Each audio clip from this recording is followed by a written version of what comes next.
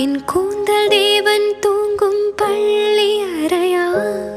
அறையா மலர் சூடும் வயதில் என்னை மறந்து போவதுதான் முறையா நினைக்காத நேரம் இல்லை காதல் ரதியே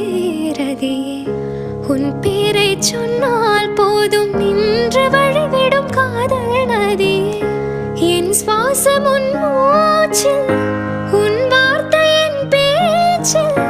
5-6 நூற்றாண்டு வாழ்வோம் என் வாழ்வேவா மலர்களே மலர்களே இது என்ன கனவா மலைகளே மலைகளே இது என்ன நினைவா உருகியது